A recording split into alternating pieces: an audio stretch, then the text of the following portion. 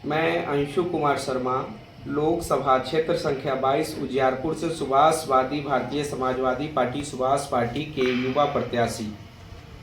जनसंपर्क के दौरान आज हमारे जनसंपर्क में जन सैलाब उमड़ा। लोकसभा के चहेते प्रत्याशी के रूप में जनता ने मुझे स्वीकार करना अच्छा समझा। मैंने घर घर पैदल जा कर के लोगों से अपने पक्ष में वोट करने का अपील किया। सबसे ज़्यादा मुझे दिक्कत तब हुआ जब मैं गरीब, शोषित, वंचित, असहाय, युवा, बेरोजगार लोगों के सामने एक लोकसभा प्रत्याशी के रूप में गया।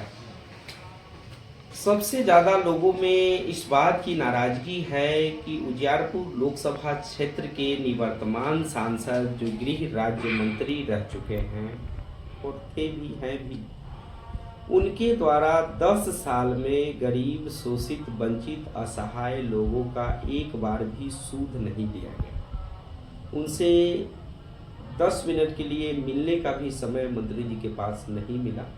और आज जब चुनावी दौर आया है तो मंत्री जी बड़े बड़े गाड़ियों के काफिला और हेलीकॉप्टर लेकर क्षेत्र में सक्रिय हो रखे हैं ताकि वो फिर से 5 साल जनता का शोषण कर सके, सांसद बन सके और जनता का शोषण कर सके। युवा, गरीब, गुरबा, बेरोजगार को फिर से बेरोजगार के रूप में बनाने के लिए उनका प्रयास जारी है। और इस बार युवा, गरीब, शोषित, वंचितों ने ये ठाना है कि जिसने मुझे शोषण किया है उसे इस बार शोषण करना है। तो गरीब, युवा, असहाय व्यक्तियों ने ठान लिया है कि इस बार भाजपा सरकार को, आरजेडी को उजियारपुर लोकसभा से उखाड़ फेंकना है। क्योंकि बारी बारी से भाजपा और आरजेडी दोनों ने मिलकर युवा, गरीब, पीड़ित, वंचितों का शोषण, बेरोजगारों का शोषण करने का काम आज तक करते आया है।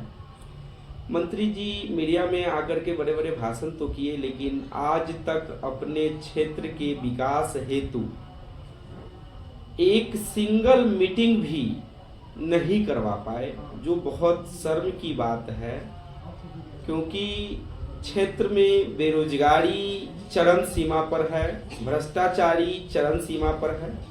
आज भी गरीब हरिजन व्यक्तियों के बस्ती में उनके दरवाजे तक सड़क नहीं है, नाले नहीं हैं, सही से बिजली की उपलब्धि नहीं है, नल जल की पानी तक नहीं पहुंचा है।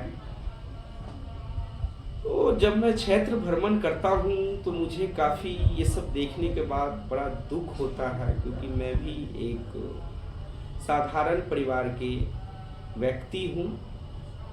और जब मैं जनता के बीच में जाता हूँ, मैं उनके साथ बैठता हूँ, कहीं ज़मीन पे बैठता हूँ, कहीं खाट पे बैठता हूँ, कहीं उनके साथ बैठता हूँ, उनकी समस्या को सुनता हूँ, तो मुझे बहुत तकलीफ़ होती है। मैं चाहता हूँ कि अगर मुझे यहाँ से सांसद निर्वाचित किया जाए, अपार मत हमारे क्रम संख्या 4 अलमीरा के निशान पर डाला जाए, तो मैं उजियारपुर लोकसभा में सबसे बड़ा इंडस्ट्रियल एरिया बनाने का सबसे पहले काम करूंगा। क्योंकि सबसे पहले वहाँ बहुत बड़ी संख्या में लोग बेरोजगार बैठे हैं। वहाँ ही नहीं, बिहार के लगभग हर जिले में लोग ज़्यादा से ज़्यादा बेरोजगार बैठे हैं। और निवर्तमान सरकार, चाहे वो आरजेडी हो, चाहे वो भाजपा हो, दोनों ने मिल करके बिहार के मजदूरों को शोषण करने का काम आज तक करते आया। आज सरकार वोटिंग पे ध्यान दे रखा है कि आज वोटिंग का परसेंटेज नहीं बढ़ रहा है। भैया, वोटिंग का परसेंटेज कैसे बढ़ेगा? 50% युवा तो प्लान कर चुके हैं ग्राम से, जिनका नाम वोटर लिस्ट में है वो आज यहाँ है ही नहीं, तो वो वोट कैसे होगा? सबसे पहले रोजगार का मैं प्रबंध करूँगा। अगर मैं सांसद चुना जाता हूँ तो पंचायत स्तर पर स्वास्थ्य समुदाय केंद्र को उचित व्यवस्था देकर सुचारू रूप से संचालन करने का काम करूंगा। प्रखंड स्तर पर पीएससी अस्पताल का सुचारू रूप से व्यवस्था कर अच्छा से चलाने का काम करूंगा। शिक्षा का व्यवस्था हर प्रखंड में महाविद्यालय, अनुमंडल स्तर पर सभी अनुमंडलों में इंजीनियरिंग कॉलेज, डिग्री कॉलेज और अस्पताल बनवाने का काम करूँगा। जिला स्तर पर एम्स जैसे हॉस्पिटल खोलने का काम करूँगा। गरीब, असहाय, शोषित, वंचितों का जो आजकल शोषण किया जा रहा है उस पर मैं एक प्रहार करूँगा और शोषण वंचित लोगों के साथ खड़ा होकर कंधे से कंधा मिलाकर उनके विकास में अपना पूर्णतः योगदान दूंगा।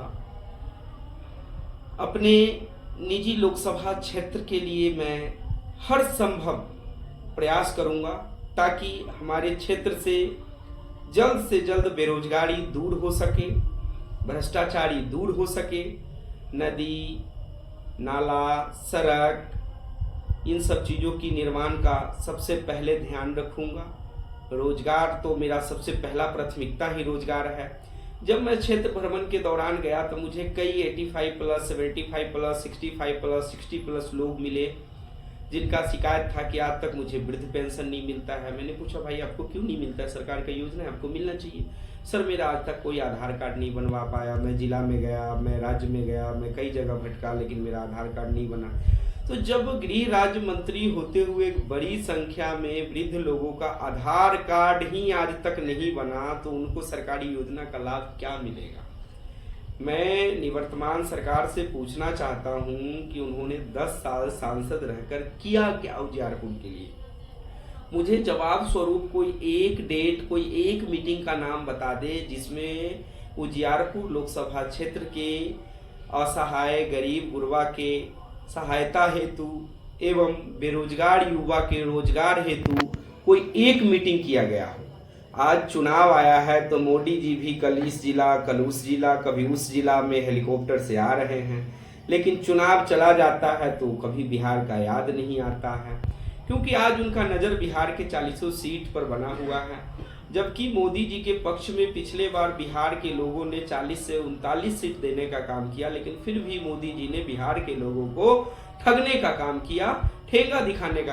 इन सब चीज़ों की निर्माण का सबसे पहले ध्यान रखूंगा। रोजगार तो मेरा सबसे पहला प्राथमिकता ही रोजगार है। जब मैं क्षेत्र भ्रमण के दौरान गया तो मुझे कई 85+, 75+, 65+, 60+ लोग मिले जिनका शिकायत था कि आज तक मुझे वृद्ध पेंशन नहीं मिलता है। मैंने पूछा, भाई आपको क्यों नहीं मिलता है? सरकार का योजना है, आपको मिलना चाहिए। सर, मेरा आज तक कोई आधार कार्ड नहीं बनवा पाया। मैं जिला में गया, मैं राज्य में गया, मैं कई जगह भटका, लेकिन मेरा आधार कार्ड नहीं बना। तो जब गृह राज्य मंत्री होते हुए बड़ी संख्या में वृद्ध लोगों का आधार कार्ड ही आज तक नहीं बना तो उनको सरकारी योजना का लाभ क्या मिलेगा?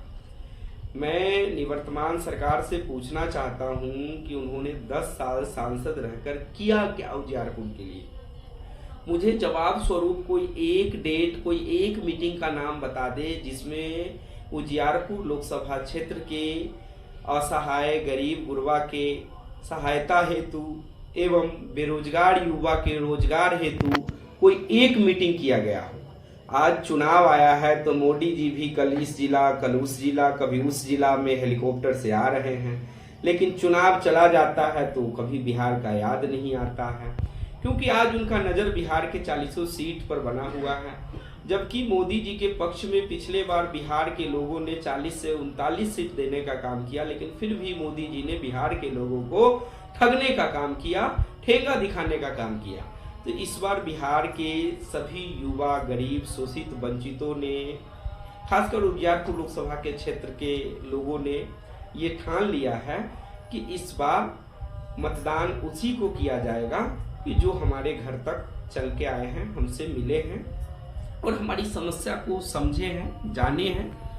तो सबसे पहले मेरा ये कर्तव्य होगा कि मैं अगर सांसद चुना जाता हूँ वहाँ से तो हर पंचायत में जनता दरबार की व्यवस्था हो, ग्राम पंचायत की सरकार को मजबूती स्तर पर चलाई जाए, उनको एक वीटो पावर दिया जाए जिससे वो ऑन द स्पॉट 48 आवर के अंदर किसी भी प्रकार की समस्या का निपटाना स्वयं के स्तर पर कर सकते हैं, जैसे नगर निगम में किया जाता है। लेकिन आज के मुखिया भी बेरोजगार है। अगर उनके मुखिया जी के क्षेत्र में अगर किसी व्यक्ति के साथ कुछ प्रॉब्लम हो जाता है तो मुखिया जी का भी इतना अधिकार नहीं है कि उसको चाहकर भी कुछ कर सकते हैं। ना वार्ड सदस्य को कोई पावर दिया गया, ना पंच सरपंच को कोई पावर दिया गया।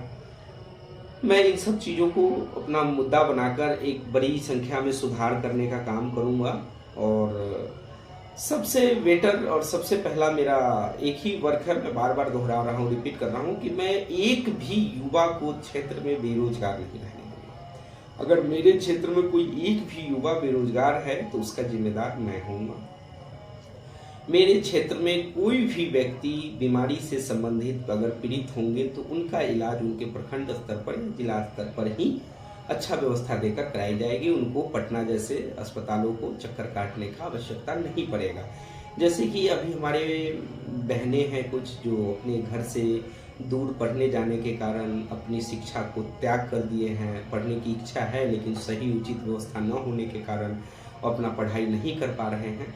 उनके लिए मैं प्रखंड स्तर पर महाविद्यालय और डिग्री विद्यालयों का जो है शिलान्यास कराने का काम करूँगा शीघ्र ही।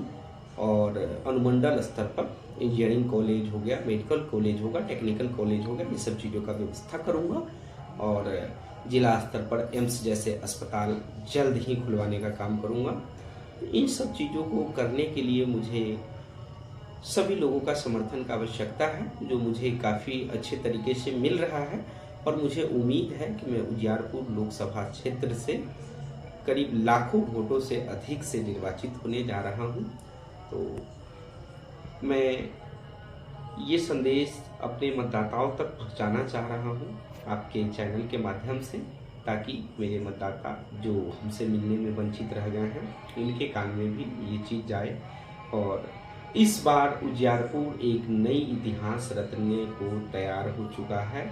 उजियारपुर में इस बार युवा सांसद चुनने का निर्णय ले लिया है और उजियारपुर में एक चौंकाने वाला रिजल्ट जो है वो आने वाले 4 जून को दिया जाएगा। बस मैं इतना ही कहना चाहूँगा।